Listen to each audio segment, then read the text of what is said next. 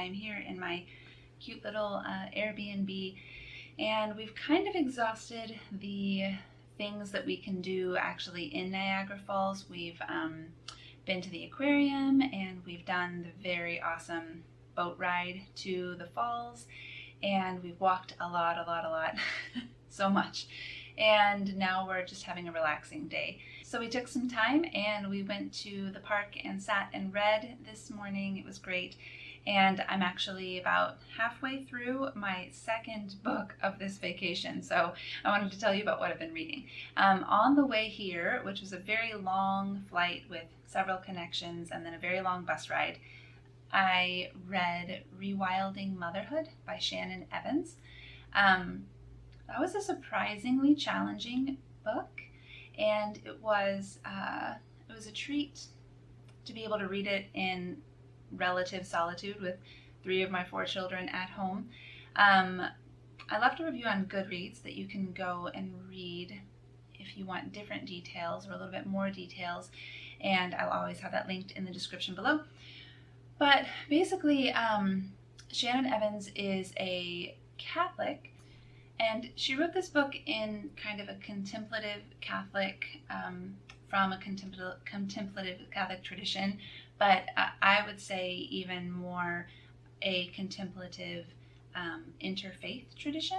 So one of the things that was really challenging about this book in a good way is that she pulled in wisdom from many different religious traditions and philosophical traditions around the world and across history, talking about this role of motherhood and how it's morphed over time, and specifically some of the problems that mothers face that are systemic, that are inherited, and maybe that we've perpetuated unknowingly or unintentionally.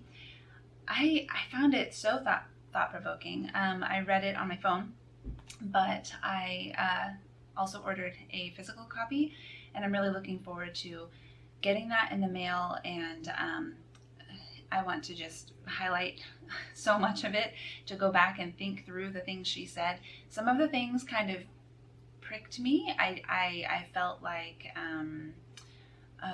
definitely defensive about some of the things she said about, I mean, she didn't say it in these words, but like how we've been doing motherhood wrong. Like that's showing my reaction to it. Some of the things that she said, I felt like that's like a good thing about motherhood, but then, you know, really caused me to examine the parts of motherhood that are difficult, and if they are unnecessarily difficult, and if there's anything we can do about it. And I definitely feel like the number of quotes, the number of analogies that she presented in the book deserves a second reflection. Now that I've, digested it and kind of struggled with it for the first time, I think I need to go back and decide what is useful for me. So if you follow me on Instagram, I plan on putting some of my favorite quotes and the things that made me really think there, rather than making another video about this. So definitely go follow me there if you're interested in this book, and like it on Goodreads and leave comments. So the other book that I've been reading this week, these last few days on the trip, is In Pieces by Rhonda Ortiz, and I will put the photo up here. Again, it is not out yet.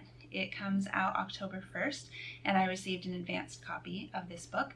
I actually received an advanced copy of Rewilding Motherhood as well, though I did purchase that one as well. It just happened that these 2 books came out relatively close.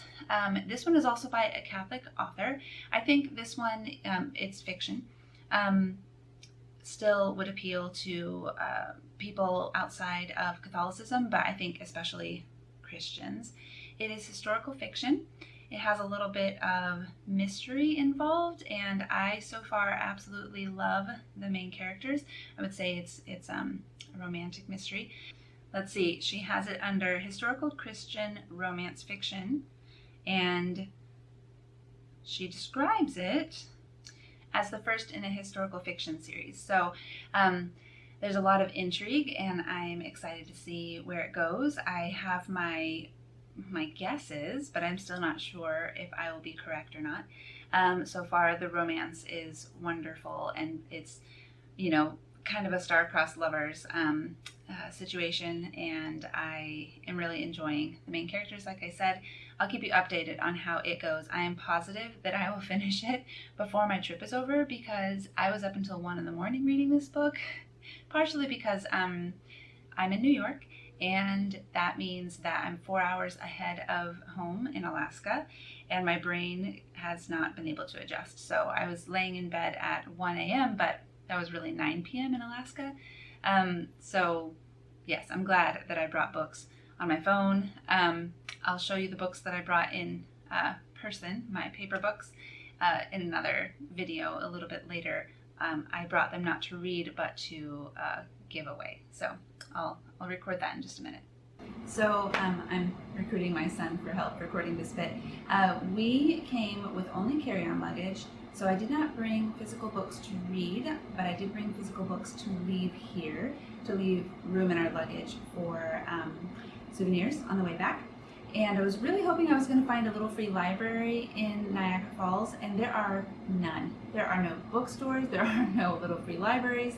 I haven't seen anything bookish in the touristy section of Niagara Falls. Now, if I had a car here with me, then I know there's a bookstore a few miles away, but we've walked a lot of miles, and I'm not willing to walk that far to buy books, so we're going to be doing bookish things in Buffalo, but I wanted to leave the books that I brought with me here in Niagara, so I've decided to leave them here in my Airbnb with hopes that either the host or a future guest will enjoy them. So Aiden's going to follow me over and I'll show you the books that I brought.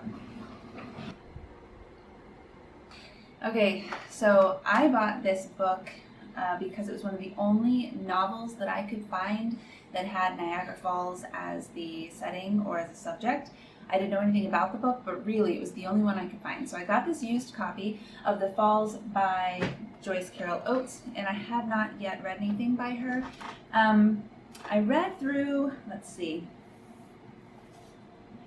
79 pages of it, and I hit a wall and I decided to DNF this, and look how long it is. It's so long. This is the first genuine DNF I've done almost ever, but here's why. I think someone will enjoy this book, but it was really difficult for me because it started out in a wedding night scene that was really traumatic of two people who weren't really in love, and very quickly it turned into a book about suicide. So if things like that trigger you, then this is not the book for you. I'll say what was good about the beginning and what I did get out of this book was I actually had very little knowledge of Niagara Falls in general. Obviously I knew it was a big waterfall, I knew that it was bordering Canada and New York, but other than that I didn't really know a lot, and this did set the scene quite well. I had no idea, for instance, that it's a popular honeymoon spot because I'm not from this part of the country, and I just didn't know. I also didn't know that it's a popular suicide spot because why would I know that? But evidently everyone else knows that. It's a thing in this book. The plot moved so slowly and didn't get past this traumatic content in the beginning that I finally went on Goodreads and looked for some spoilers to find out if it was worth continuing. And the consensus was, this is kind of what it is. It's kind of slow, it's kind of sad. The main character, who I didn't connect with, doesn't change significantly. I'm probably not going to connect with her. And so I just decided I don't need to read the rest. I got what I needed out of it, which was a little taste of the setting before I got here that kind of helped me connect with the place a little better, which is why I like reading fiction set in places that I want to go to. But I decided not to finish it. And then I also got a little guide, also used. I think I got these both from thrift books or maybe Better Will Books, I don't know. And I used that up for what I wanted, so I'm going to leave that here. And then I brought a copy of my short stories. I recently redid the cover, and so I have a lot of these copies of this older cover, and I decided to bring some to stick in little free libraries here just for the fun of it. but there are no little free libraries, so I am just going to leave it here. So you can follow me over and I'll show you where I'm going to put it, Aiden.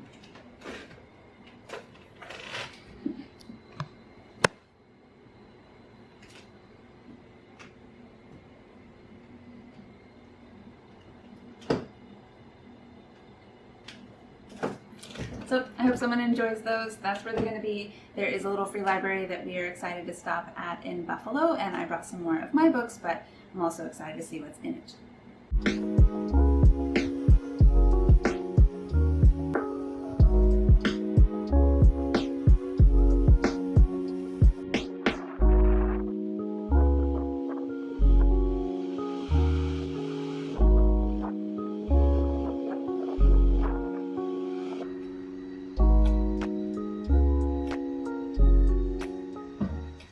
So this Airbnb is the best because it has a little free library in the front yard, and I brought another of my books to go ahead and put in here.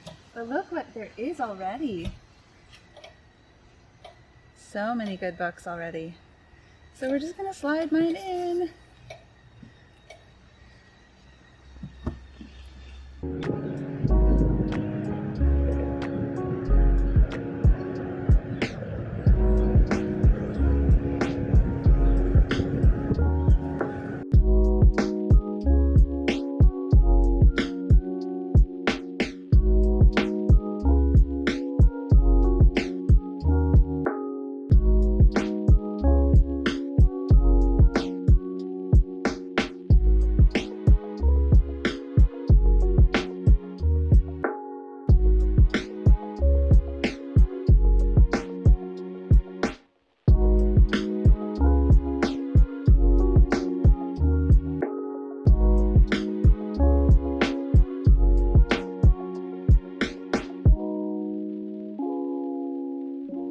Okay, I am back in Alaska, and it's actually been a couple of days since our trip. 18 hours of travel was a lot between like getting to the airport and then layovers and things. We went from New York to Chicago to Anchorage, and then we had to take a plane that stopped in Cordova, Yakutat, and then Juneau. And so it was just, it's a long trip. It's a long way. So I needed a couple of days to recoup. I got home in the evening and I thought about recording my thoughts on all the books that I read, and I just couldn't do it. I also realized I had kind of planned on recording my thoughts at the airport during one of our layovers, but I had to wear a mask in an airport, so it's funny, the things I didn't think through. So I'm going to tell you now how my reading went the last part of the trip, and it was a really good trip for reading. So now that I'm back home, I can show you the paperback copies of the books that I read. So this is Rewilding Motherhood by Shannon K. Evans. Isn't this beautiful? I love this cover. And I read the digital version while I was there, and I mentioned that I found it really challenging in a good way. I'm excited to go back through here and mark it up and highlight and bookmark and be able to absorb things better. I don't know. Tell me if you're the same way. If I absorb material that I want to remember better in print, but of course I don't mind digital for enjoyment, you know, for entertainment, but for things that I really want to absorb, I really do like to see them. I don't necessarily have to highlight them, but there's something about paper that helps me. And then this is the novel that I read, In Pieces by Rhonda Ortiz. This is such a good book. It's actually kind of thick as well. How many pages is this? With all the acknowledgments and everything, 347 pages. And oh, I just loved every minute of this. So I read this as an advanced copy, and it comes out today. Actually, today is October 1st, and it comes out today officially, but I already have my advanced paperback copy as well. I'm so thankful to be able to have been on her team. Yay, signature. And it was so good. It's the first in a series, and I felt like the ending really wrapped it up nicely without it being a cliffhanger. I think that I will be waiting desperately for the next one, but I didn't have that sense of feeling like, oh, it just didn't resolve. You know, I hate reading the first in a series when you have to wait for the rest. I didn't feel that way about this. It was very satisfying. So this is, as I mentioned, historical fiction, and she, I think, would describe it, now that I've read the whole thing, as historical suspenseful romance, or historical romance with some suspense in it. There's just kind of an underlying mystery throughout the whole book, but definitely it's a historical fiction romance. And it is set in 1793 in Boston. And so there's a lot of political intrigue, and some of the historical figures that end up kind of making cameos in this book are George Washington and Hamilton, you know, so it's during this time, although it's when George Washington is older, obviously. She did, you know, one of the things that I really liked about this, there were lots. One of the things I really liked about this is that she incorporated a lot of languages.